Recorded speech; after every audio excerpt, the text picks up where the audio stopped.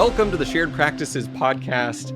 We have some of my good friends here today. This is a lot of fun, and I think a topic that a lot of our listeners will be interested in because we talk on the Shared Practices podcast a lot about a general practice setting that includes insurance, that includes reimbursement and in-network participation.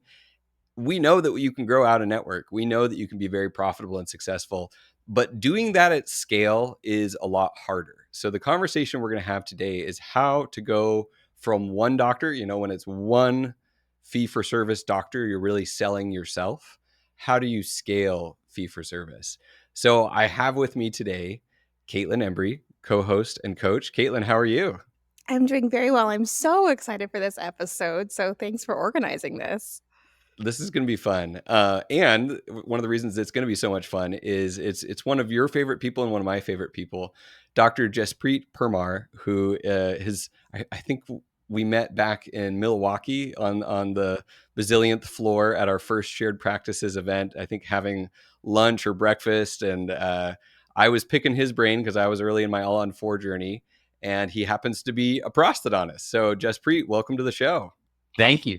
Honored to be here. Well, and I think we should address the prosthodontist thing right up front because there might be some GPs who are like, no, PTSD from dental school. This is not my jam. I'm out of here. Tell us, about a little bit about the fact that you're a prosthodontist and working with Shared Practices. We'll get to the full story, but reassure our listeners that this is going to be relevant for them. Sure. So I'm a prosthodontist. I didn't think that was going to happen. I did the normal journey through dental school where gung-ho about ortho and then looked into peds and oral surgery, and sort of prosto was a last minute thing. I actually applied after the deadlines for a lot of programs. But we still run a practice that has hygiene and the doctor component. So the blueprint of shared practice is the hygiene-led growth really worked for my practice. It was a GP practice that I purchased. And by following the patient productivity per patient track, I was able to go from a solo dentist, a productive solo, to a profitable group in about 2 years. This is the full arc. This is, starting as that solo practice. You bought a GP practice. So our listeners, and then you've scaled via hygiene. So even though you can do all the fancy prosthodontist things, and you do in your practice, that's not necessarily what this episode is about. This is about growing to multiple doctors as a fee-for-service office. So reassured our audience here. And then Caitlin, reinforce that for us about this being the journey that our listeners, this is a door that's open to them if they want to go this way.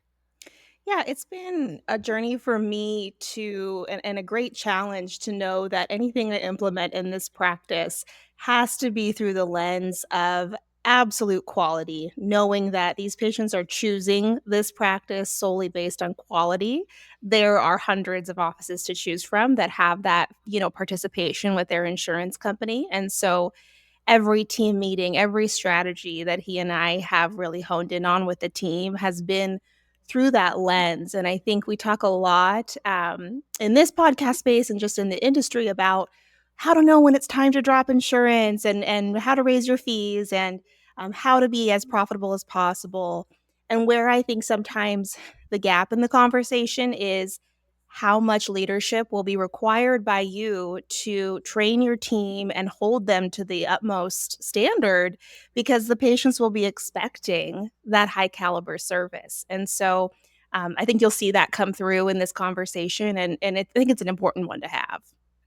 Yeah, that's a great point to make. And I think it's hard to know, almost like a super solo, when we talked more about that model of one of the reasons we didn't consider that as predictable and sustainable is, number one, we don't know if you're cut out for super solo. We don't know if you've got the speed, the high degree of doing multiple cases that are more complex cases, multiple procedures, and also the case acceptance. And that's one of the things that sometimes doctors delude themselves into thinking, I'm pretty friggin' awesome and I can do this. I can be the super solo. And their case acceptance isn't great and they're not that fast and all these things. Same thing with fee for service. This is something that is doable, but everything is on a higher level, like the point you just made, Caitlin. And we don't know up front how good a doctor is going into it. We're going to support them on that journey. We're going to give them the tools to be excellent in all the practice management areas.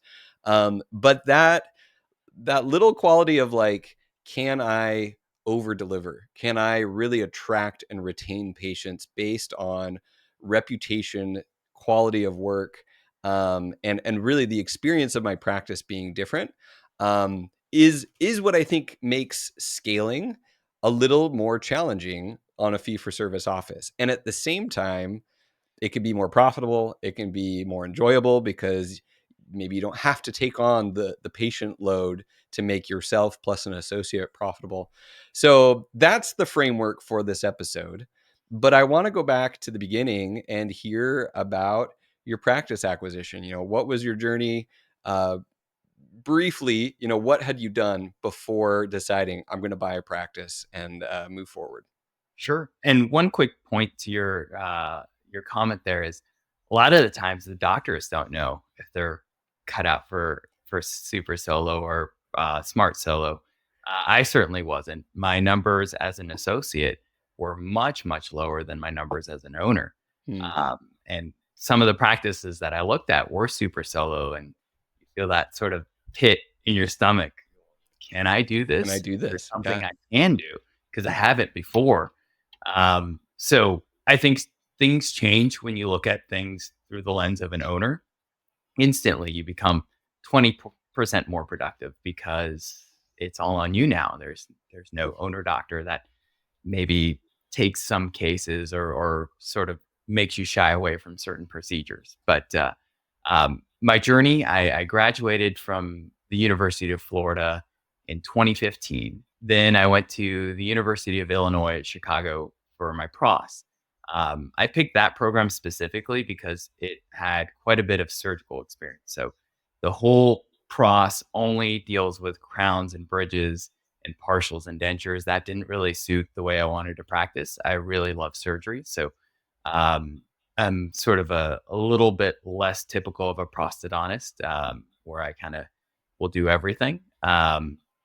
But I started off in a group practice in Daytona. There was a periodontist and a general dentist. So I was the third dentist, which was a lot of fun. It was like residency. The Hmm. perio would do the perio stuff, and then I would do the pros, and the GP sort of picked up the general dentistry.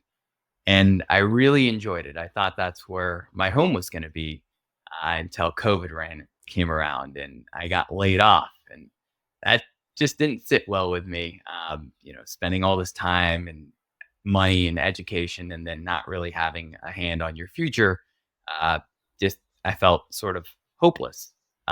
So that's when I started reaching out to brokers, reaching out to banks, looking for practices in the area. My wife is from the greater Tampa Bay area, so that's sort of where we're looking to settle down. And it took about a year between when I got serious about looking for a practice and when we closed. I think it was a year and 2 or 3 months. So it did Hmm. take quite a while. Okay, so the journey. So in the meantime, you probably had to find another associate gig after getting laid off. Is that correct? So I got laid off, and they hired me back on Okay. about two Okay. or 3 months later, and then PPP money came through, and that sort of saved the day. Okay. But it just showed how fragile sort of the whole system was, Right. especially when you're not in the room to make decisions. Okay. No, I love that. The light bulb went on. I want to be the captain of my own ship. Tell me about this practice that you found. What was the anatomy, the number of ops, the collections? What was exciting? What was scary about buying this practice? Yeah. So when I looked for practices, my previous associateship was fee for service. So that was kind of my Mm. lens that I was looking at practices for. And I'm a prosthodontist, so I'm a bit of a control freak as well. So I looked at fee for service with real estate available only practices. Okay. Knowing what I do now, I probably wouldn't be so attached to the real estate. especially since there's an opportunity to grow most practices. But that's sort of the criteria. Um, this was at a time where practices were going like hotcakes. I was actually offering above ask on some of the practices and still not Wow. sealing the deal. So the practice that I bought was the third LOI I submitted. Um, I offered a little bit above ask on this one as well, but I did get a great deal. So the was 5 ops, fee for service, established for about 40 years. They were right at that profitable or productive solo. Collections were plus or minus a million, a little bit above, a little bit below. And they had 1.5 hygiene days or hygienists, so 6 hygiene days a week. Okay, 6 hygiene days, right Mhm. around a million, you said. And how Correct. many ops? My brain like spaced out for that number. 5 ops, 5 and they ops. were open 4 days a week, so Monday through Friday. Okay, so not at capacity for a 5 op practice with the 6 hygiene days. We've got a little room to grow within this space.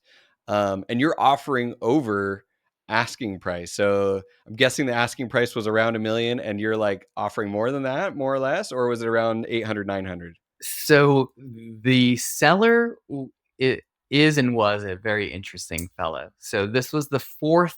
I was the fourth buyer for this practice. The Oh, first three buyers, the deal got grenaded, and it's because of his personality. It just was not a easy transition, and we'll get into that soon, I'm sure. Um, because of that, the broker was very cognizant of all sort of the nuances. So the original price was around 700,000, and this is maybe 45, 50 minutes from Tampa, so more central Florida, so less desirable area to be in. So around 70, 80% is normal. There was a large VA component of the practice, about mm, 20 to 30%. So that kind of scared me. So we brokered a deal where I would buy the quote unquote fee for service part of the hard. practice at around 70%. And the VA component I wouldn't buy, but the seller would see those patients and I would pay him a very high percent of collections. So he sort of had to work to get his money for the VA. Mm, The broker was the one who came up with this idea, which I thought was pretty fantastic. So I that's purchased awesome. It practice for also means he's got to 5. hang around and work with you, which, if he's an interesting character, presents its own dynamic. We learn about that soon. Okay, so then it sounds like you probably weren't in over your head in terms of the purchase price. Where Correct. did that end up, if you don't mind? No, not at all. So we bought the practice for 505. Oh, okay. Yeah, and the real estate was around 675. 675, you said? Was there room to expand beyond the original 5 ops? Yes, and that was part of my idea going into it. So the day I went to go visit the practice, I had a equipment rep come that same day and sort of kick tires, look at the compressor and those sort of things, but also look at the ability to expand within the given footprint. Cool. Um, the building's 29 or close to 3,000 square feet and only 5 ops. So there was a lot of space. There was a huge lab, which personally, as a prosthodontist, I love, but efficiency wise, it wasn't the best. 2 private offices, a huge chart room. So there was a lot of area for activities. Cool. No, that's awesome. And when did you decide to work with shared practices? Was that as you're purchasing, after you've bought, like how far into your journey, and what was that moment for you? So I really wanted someone, a coach, going into something this big without any sort of person in my corner didn't seem like a great opportunity. I hired, I think, Caitlin. We met a month before closing, and I remember talking to Suzanne a little bit before that, and she was like, "Do you want me to do the buyer representative service?" And I was like, "Well, we're signed. It is what it is. It's not a great deal. I don't want to know, but let's move forward with it." So Caitlin helped onboard. There was drama with the staff a month before I even closed on the practice. So I would say to anybody listening who's thinking about buying a practice, hire the coach before you buy the practice, and it makes the process so much more seamless. I love that. Caitlin, do you remember any of that early drama? And that is like from day one as an owner, a lot of times you get thrown in and you're like, I don't know. This is a weird situation. There's always weird situations where you just don't have perspective on like, how do we handle this? What do we do next? So do you remember any of that, Caitlin? I do, and this was early in my coaching journey as well. Like Dr. Parmar is probably one of my first 10 clients that I did all by myself. No George, no Suzanne. And so he and I were both like taking this leap of faith on when the drama kind of ensued with the seller and the seller's wife, and we kind of realized, there's not a path forward where they can continue to work in the practice and have it be a healthy environment. We both kind of just jumped ahead and said, we can do this without them. And we don't really have a choice, it is what it came down to. And so now looking back, this is one of many success stories that I've seen where we thought the seller could stay on longer than they did, but because of personality or other issues, we have no choice, and we had to take a risk that potentially that goodwill that we've hopefully paid for might not pan out. And I've seen time and time again his practice being one of the first that it can get really ugly and it'll still be okay at the end of the day. So He's not there anymore. He's definitely not listening to the podcast.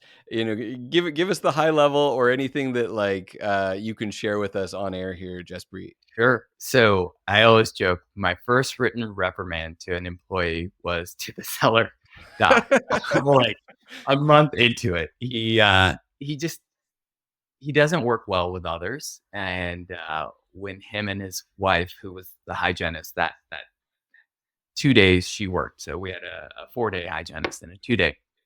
It was just miserable. Um, Very very toxic.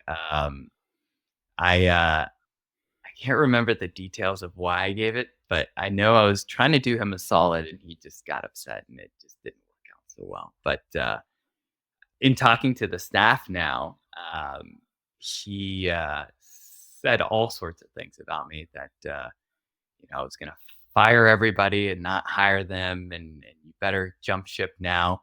My office manager, Max, who's amazing, was telling me all these a few weeks ago, and I found out she was actually interviewing for other jobs while I owned the practice because she thought she was going to get fired.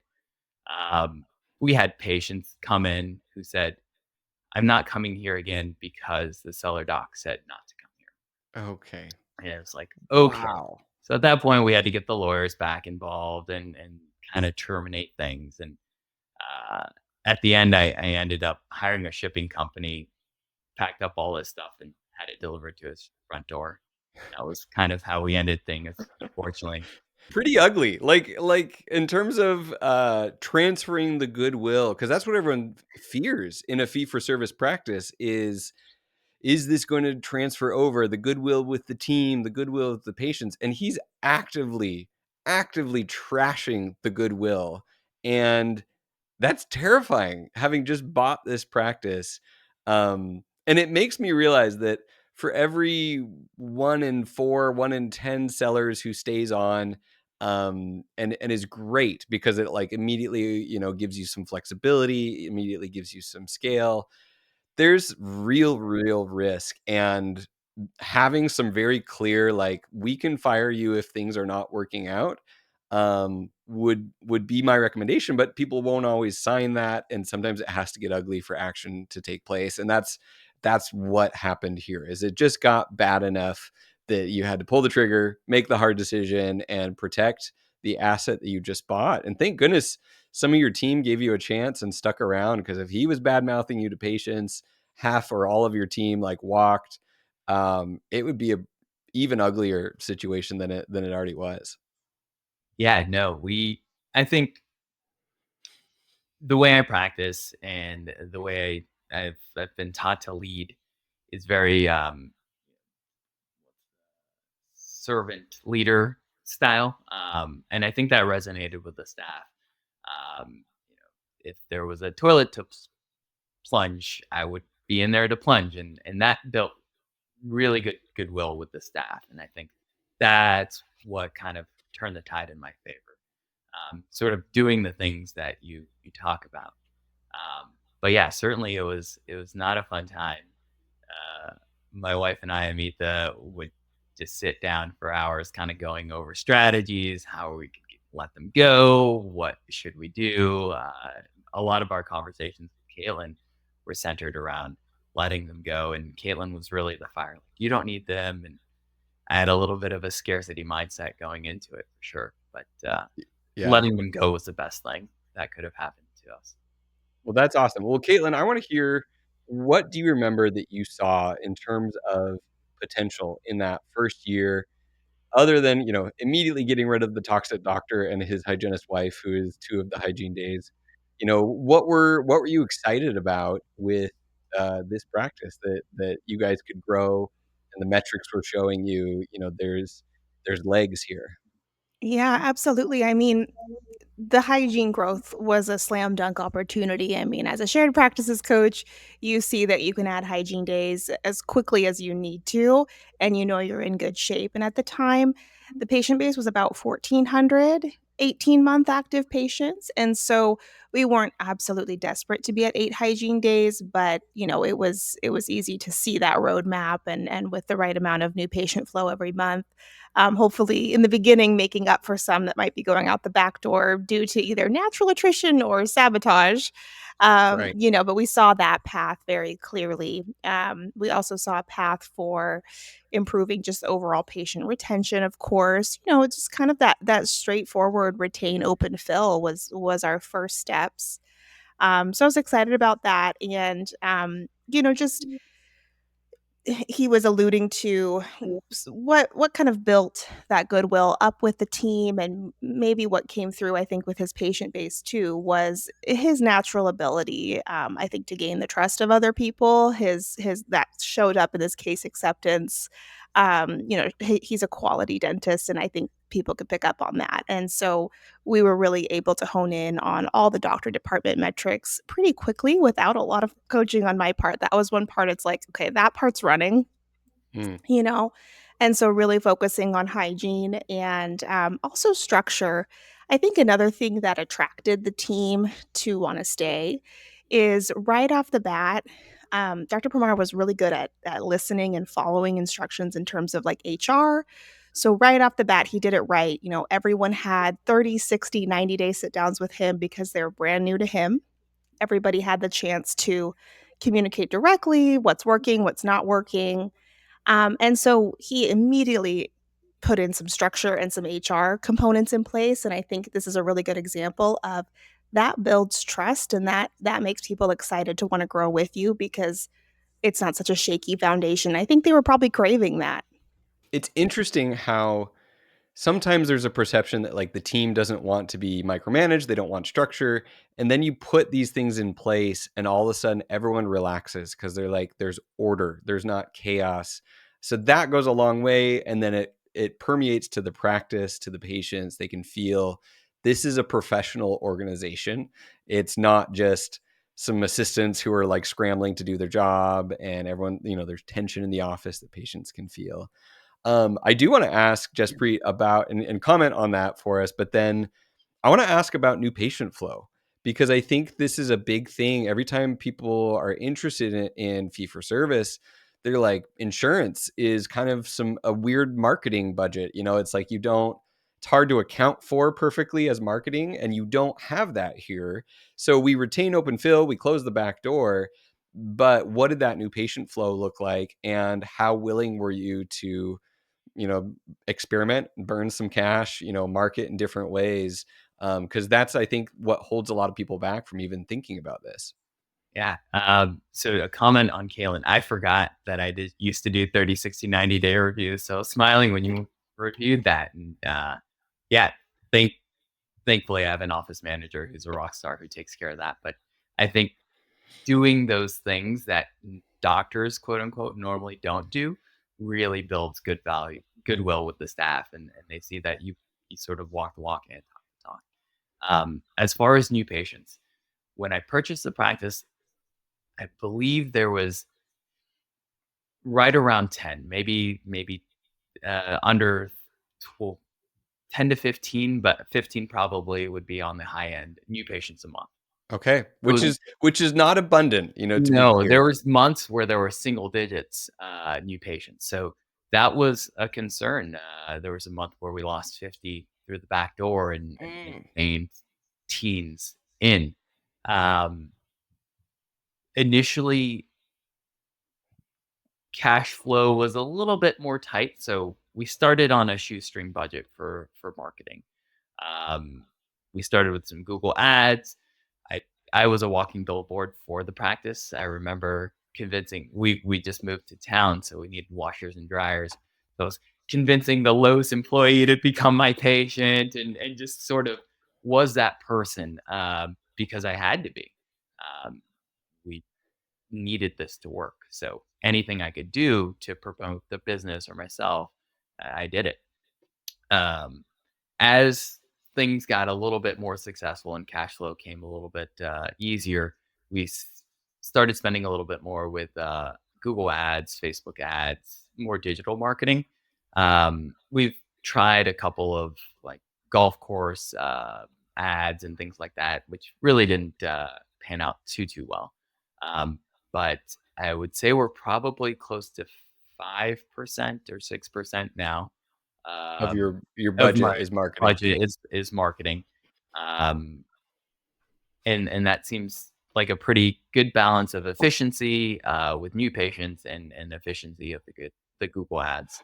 Um, but I wasn't unopposed to spending more, especially with being fee for service. That's one of the expenses that you have to sort of, anticipate is marketing is gonna be a little bit higher.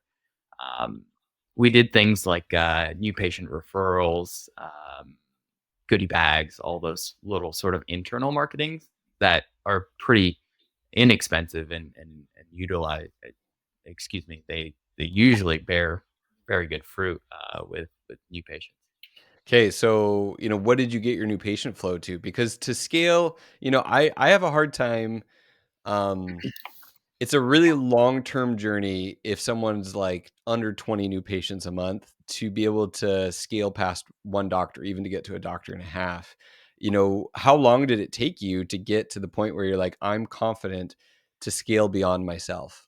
And what So were those new patient numbers, and what are they now? yeah, it took after the doctor joining for me to be confident that we could still keep things moving. But uh, we went from 12, 13 new patients to last couple months. I think our rolling average is around 55 Cool. new patients.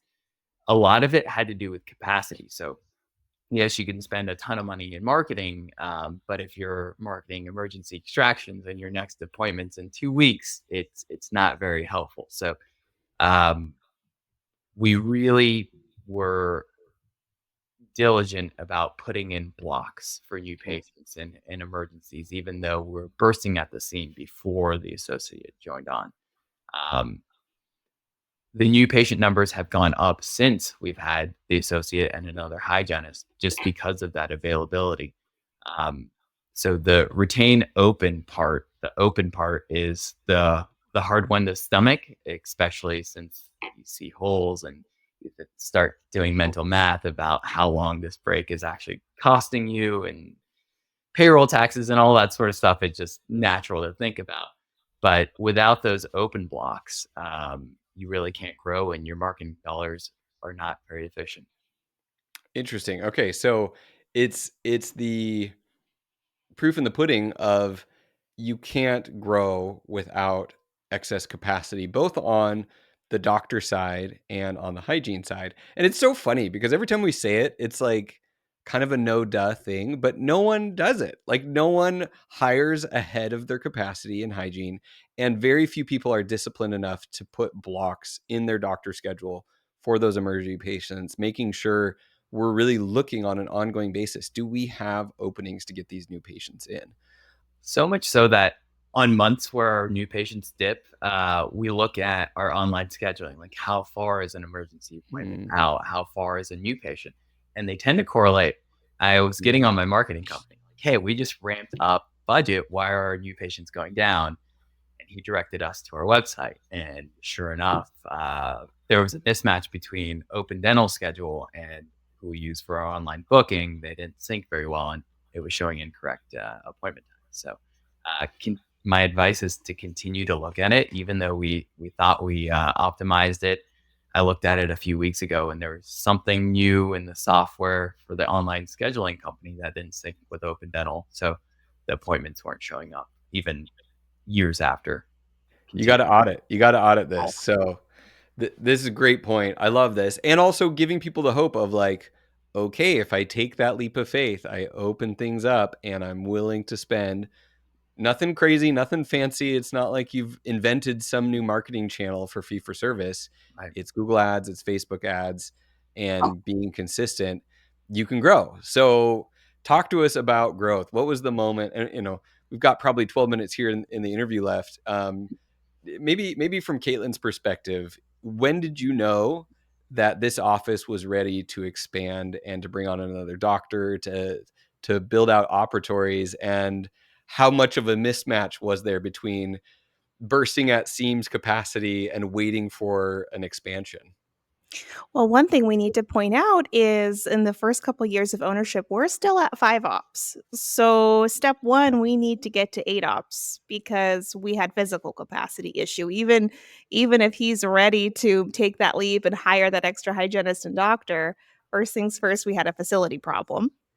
So, I think it just got to a point where we were having those conversations with marketing, and yes, we're strategizing, we're pulling the blocks where they really don't have any room to be.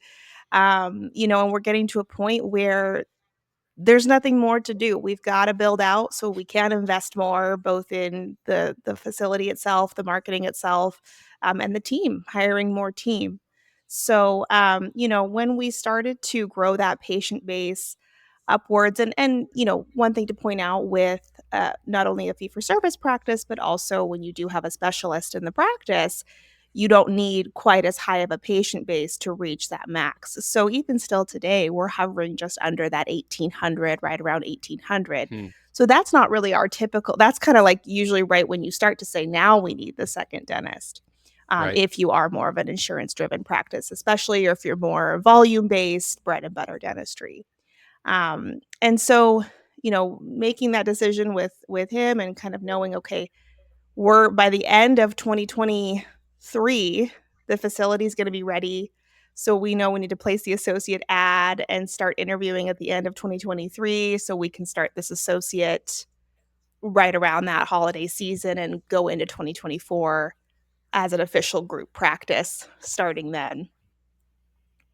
Okay, so leap of faith. How scary was that, and how much did it cost? I mean, we bought the practice for 500K originally. To add 3 operatories, real quick, how long did it take, and how much did it cost? So I bought the operatory or bought the practice for 505, but the chairs were from 1976. So there was a big like room 5, you have to press the rheostat just right to get the water to work. It was first optimized the 5 ops. So all new Okay. chairs, that was probably around 120. And then a few years later, at the end of 2023, uh, yeah, July 23 is when we started groundbreaking. The build out was around 275, and with the equipment, it was probably around another 100, 110. So I estimate close to 400 for the build out plus the equipment. So it's almost like buying a second practice and rehabbing the facility. I was very diligent or very insistent on not closing the practice Mhm. for very long during the reno because that increases your cost twofold. So I was kind of a super type A with this, but I told them I would give you a week that we take off normally, the July 4th weekend. And then from there, it's only Friday, Saturday, Sundays. Hmm. So we had to pay a little extra. It did take a little longer, but they worked Friday, Saturday, Sunday, so we were open. um, the remainder of the time. Toward the end, it kind of got a little lingery, so we had them work while we were working, um, which was a little tougher. Lots of bangs and loud noises, which is great for anxious patients, but it was fun. All in all, it took about 6 months, Okay. and Okay. they tell you 3 months and 40% of Double. your budget. So yeah, just double everything, and you won't be disappointed. Great. No, that's great. I love the realistic, like, adding 3 ops took about 400K after dumping 120K into equipment for the original practice. So you're $1 million in between the purchase price and the replacing equipment and the expansion. However, I'm assuming that we've had some collections growth, and we talked about originally about 700K if you were buying just the fee for service stuff and leaving the VA stuff on the table. Correct. So tell us about that trajectory. Where has it gone in terms of collections? If you remember any of the years, great. If not, that's okay too. Yeah. So I remember talking to Caitlin. My goal was 100K a month in collections after a year. And we actually did that the first month I owned the practice. So that was kind of the light bulb of maybe I don't need this seller who's making my life miserable. Yes. Uh, I remember you saying that our first meeting ever, I remember so clearly, "This is kind of a lofty goal, but I'd really like to get to 1.2 million." And I looked at him and I said, "That's not a very lofty goal." I mean, this is the essence of what coaching is acceleration and changing your vision of what's possible. Because like we just don't know. Like we don't have a frame of reference going into our first practice, given the circumstances, given the bones of this and the numbers of where we're at. You just have no clue. But the pushback, that's not a very lofty goal, to be honest. Boom, month one. so that first year, including his tenure from January to March, we did 1.3. The second year, we did 1.7. The third year, 1.7. And this last year was our last best year to date. That's when we hired another hygienist and associate. So we ended at a little over 2.4 this year. Okay. So that right there, I love that we went up to 1.7, but that was kind of a hard cap with just you there. And so that 400,000 of expanding, if it got you to 2.1, then all of a sudden, like that, it doesn't pay for itself because there's overhead associated with that. But I mean, the value and the cash flow of the practice, your practice has jumped so much in value. But you went to 2 point, what was it? 4, just a little over 2.4. 4. Yeah. That it's so hard to argue with that. And I think what's exciting is for doctors who have grown, who've worked with a coach for a year or two, you just see it and you can just see that, like, okay, this is going to be, I'm really hoping this is going to be good. But if it is, there's a lot of potential here. How scary was that expansion for you and that growth and hiring the first doctor? Oh, it was tough. If we ever had a down month while we're spending hundreds of thousands on the buildup, you realize that, you're this could all go down. And those are very sort of scarcity mindset thoughts. And everybody has them, I think. It's just how long do you let it linger before you come to the abundance part of your mind. Um, no, it was definitely scary. There was little leaks, and no building's ever perfect. So when they start ripping it apart, you find things that you didn't know before. So there's always little surprises, and um, I think the greatest thing is our ability to find funding. So this wasn't all funded out of pocket. The bank that I got my mortgage through, or for the business, was able to finance it, and it's really easy. We took the deduction in 2023, and I'm still paying it off for the next 9 years. So it's a no brainer in hindsight, but yeah, it's definitely a scary leap of faith at the beginning. Um, I for sure. I remember seeing the first day schedule where there's an associate column and my column, and there was 45 or 50 patients. It was just like, how are we going to run this place? How's this going to work? Um, but but with coaching, it helps, and believing in yourself helps. I remember talking to Caitlin. all right, so what's going to happen? What's going to break? Tell me everything now.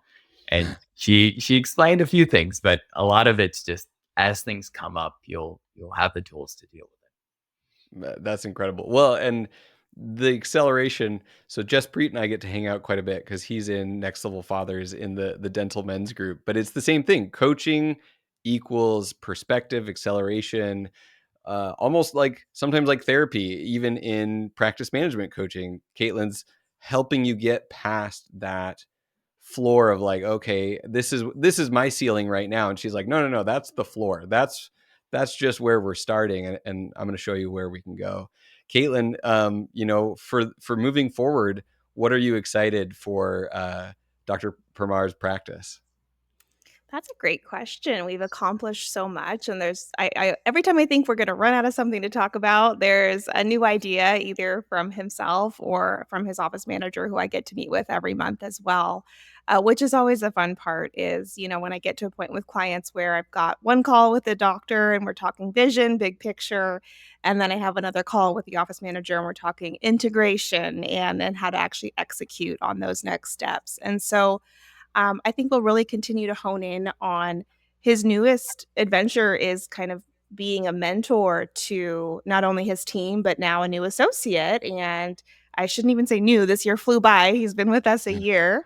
But we talk about scalability. Part of that is like, can you take what you know and then teach that to somebody else and guide them to kind of be successful for themselves and in your practice? And then, I think we just keep pushing Jesspreet for the vision and kind of where he sees himself going. And I know he's got a few ideas milling around in his head that I get to anxiously wait to hear, basically. And then it's a new challenge. But I've really grown so much as a coach with him, and I just don't think you can um, underemphasize the importance of leadership through all of this, and having an attention to detail when it comes to not only the dentistry but the team, and an interest in people, an interest in listening to your coach and actually following the instructions and the action plan. Like, this is all his hard work, and Yeah. his willingness to listen. And that's why we're where we are today.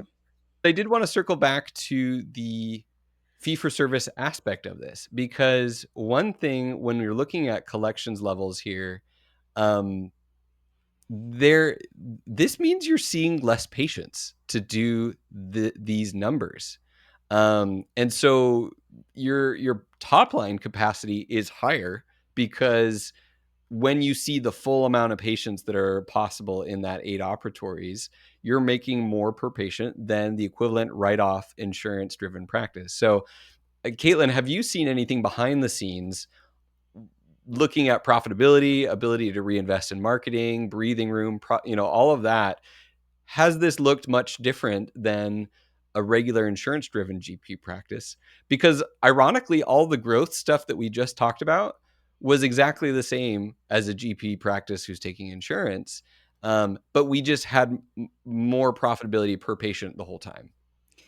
Yeah, it's a little bit hard to speak to because I will say it felt very similar to all of my insurance-driven practices. I think Jaspreet's concerns were the same. It was the same conversations I'm having with him as I'm having with my PPO group practice that's growing and doing a facility and build out and everything too.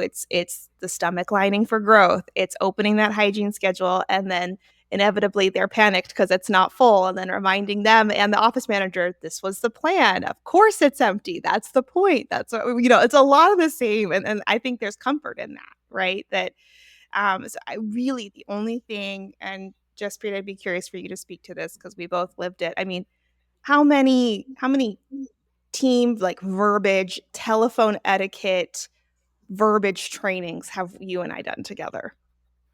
I can't remember. So Like many. countless. Oh, countless. Every couple months we revisit it. Yeah.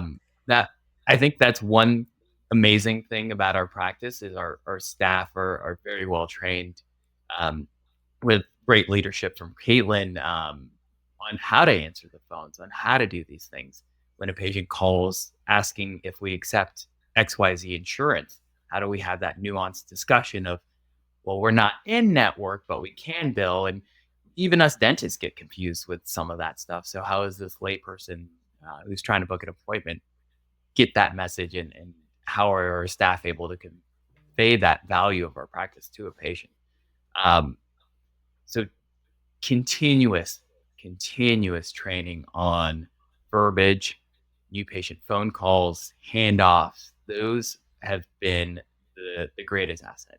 When patients come to our office, a lot of them have said, from the moment I walked into the door, the time I left, I felt like I was taken care of along the entire journey. So, um, reinvest in your team is incredibly important thing to do.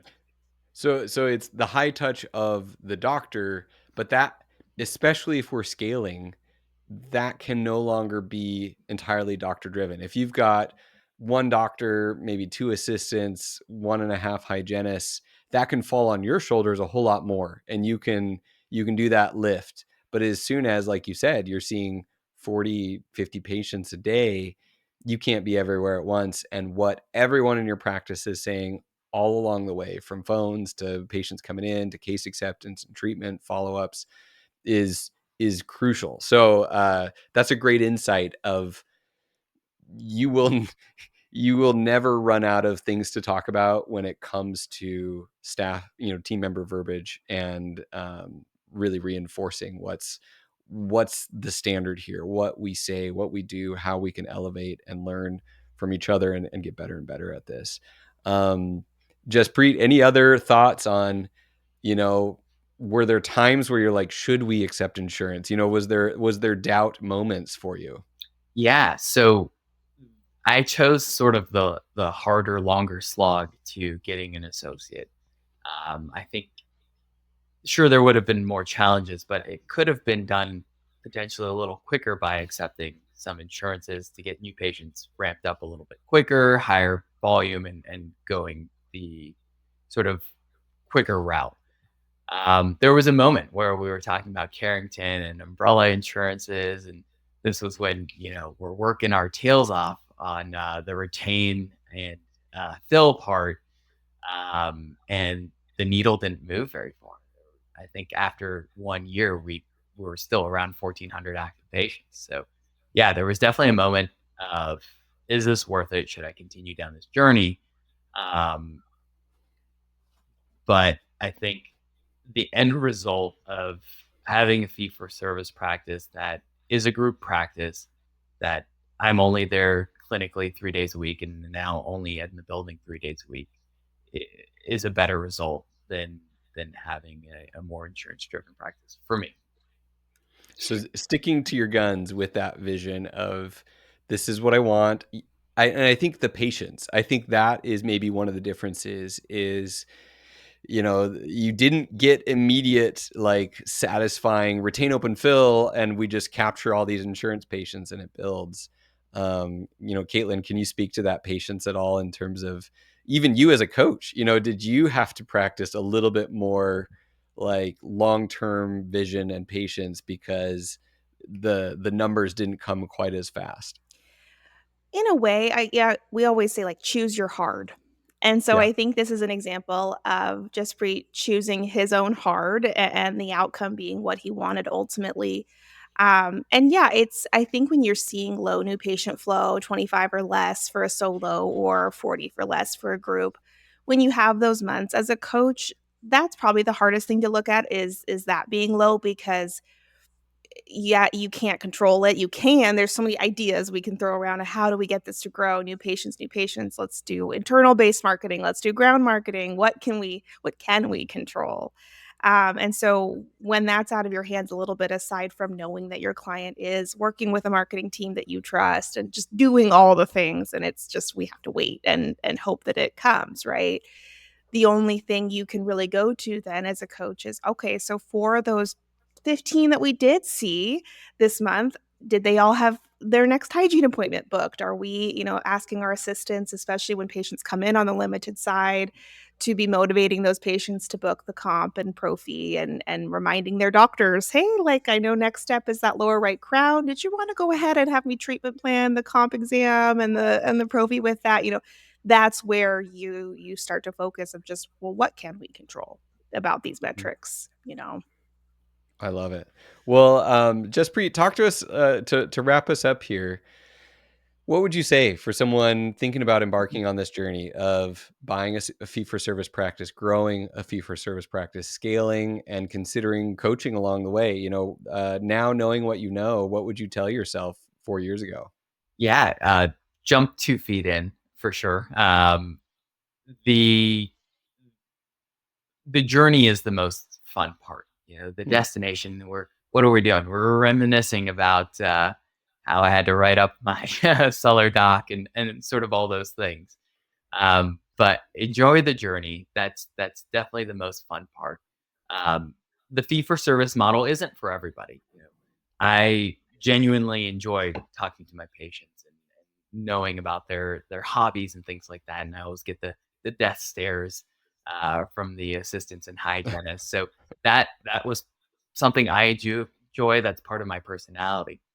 It's not for everybody. Some doctors just want to get in there and get out as soon as possible.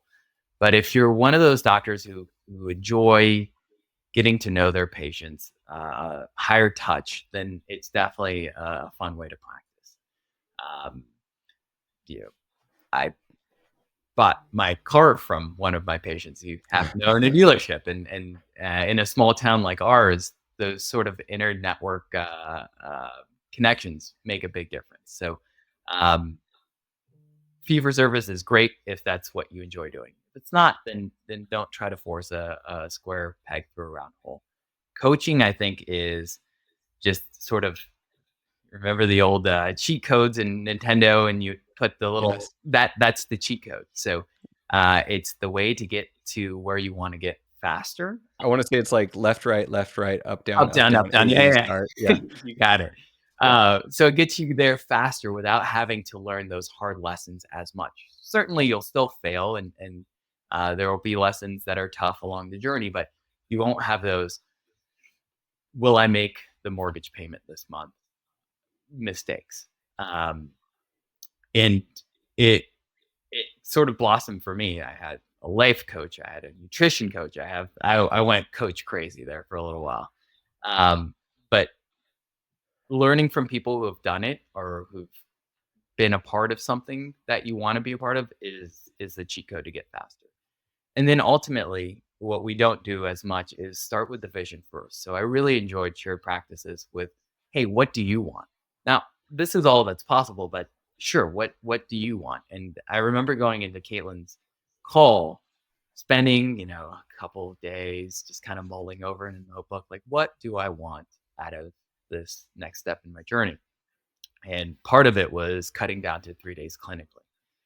So that was something that I really wanted to do. So we've sort of slanted everything toward that direction.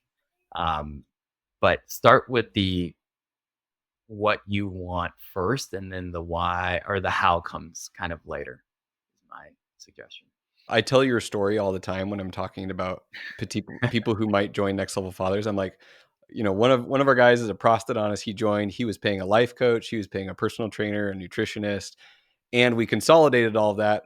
And because it's a professional mastermind, it's justifiable to run it through his practice, and it includes this mastermind and all of that. So I use your name all the time. Well, your story at least. But what you just said was really interesting to me. And I don't think we've ever said this on the podcast, that having a coach mitigates the big mistakes in practice ownership. And I really don't think we've emphasized that, where you're taking risks as a practice owner, the burden of ownership, the burden of decision making around, do we do this big move? Do we hire this person? The risk of getting it wrong is significant.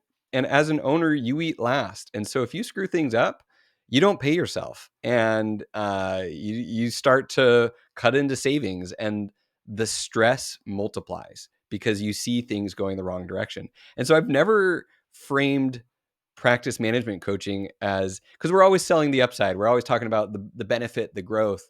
But one of the biggest values is to prevent yourself from ruining your practice on a month to month basis, making those big mistakes. So thank you for pointing that out. And I want to hear from Caitlin, how that resonates with you now, having done this with so many doctors. It does all of those things if you tell your coach before you make a decision that is potentially impactful.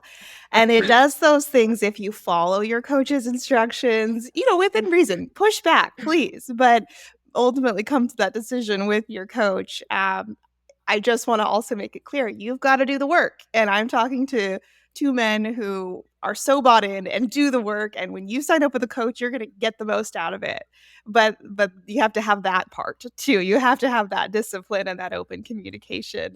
Ask me how I know was like, I'm kind of laughing. I'm like, well, not all mistakes can be avoided if I'm told once they've been made.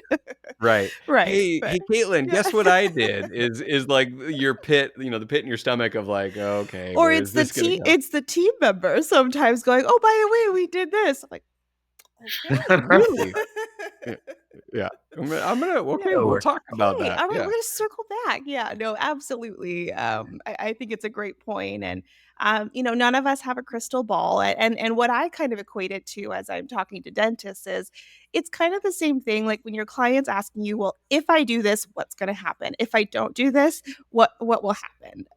Because we want to know the future, and we want the coach to have that answer, and fortunately, and I love being like 5 years into this now, where I have so many great stories and clients and background that I can speak to all these different scenarios so much better, where I can predict the outcome a little bit better. But it's the same thing as if the patient asks you, well, what happens if I don't go ahead with the crown today? Like, how much time do I have? Or, it's the same thing you probably say back. It's like, look, I don't have a crystal ball. I can't see into the future.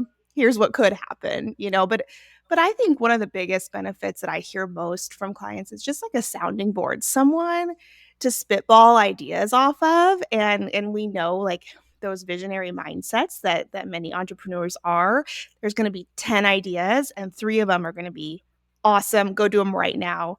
2 of them it's like maybe later, and then there's going to be another 5 that were like maybe we put that down for you right now. And so that's I think the value too, is just I have so many great ideas, which ones are going to get me where I want to go based on the vision that I wrote down and told you about when I first met you. Yeah. No, that's beautiful. No, this conversation, like I said, I don't think we've ever framed things quite in this way. And you're exactly right. What that looks like on your end, Caitlin, is keeping the focus of like, do not get off into the weeds. Don't go do things without the sounding board first. Like just come talk and let's figure out which are the priorities. Because there's so many directions you can go as a practice owner. There's so many things you can invest in. Just there's a million ways to be a practice owner, and having focus, having metrics, having a vision where you're going in mind so that every decision gets made with that context is what accelerates you, so that we've gone from 700 to 2.4. Don't math on air, but I think that's over 3x growth of your practice. And what that does for you on 3 days a week, it's just a whole different lifestyle, a whole different set of possibilities. And you've built something really incredible, that's fee for service, that fits your personality, that fits what you want to do. So thank you both for coming on. Thank you, Jesspreet. Thank you, Caitlin, for this. Jesspreet, I really appreciate it. It's been an honor. Thank you, guys. Caitlin, this is great. And, thank you for sharing your journey and being vulnerable with like, no, he was one of my first Caitlin only clients. And to see the results of someone who, they got the earliest version of Caitlin and all of a sudden it all works in a very unique set of circumstances. Yes, and I was very blessed to have met him, and he's challenged me in amazing ways, and I've learned a lot working with him. Honestly, you do as a coach. You learn so much from your clients too. They have so much wisdom to offer you too. So, yeah, like I always say, please email me if anyone has questions about Jaspreet's journey in particular, something to pass along to him, questions for me in general. Caitlin at sharedpractices.com. My inbox is open. Please. I love hearing from listeners, and I do get some emails sometimes. And so keep them coming. I love to help. So And unlike me, Caitlin actually checks her email That's and right. responds. That's right. So, In fact, if you have questions for Richard, particular to the episodes I do with him, I'm not signing up for all of his episodes, but anything related to that, if I'm on it, what we've talked about. yeah, you can And email she'll me. text me. She knows that, like, Yes. Richard, go check this one email, and then I'll go find it. That's So, right. yeah. That's right. Well, thank you guys so much, and we'll talk to you next time on the Shared Practices podcast.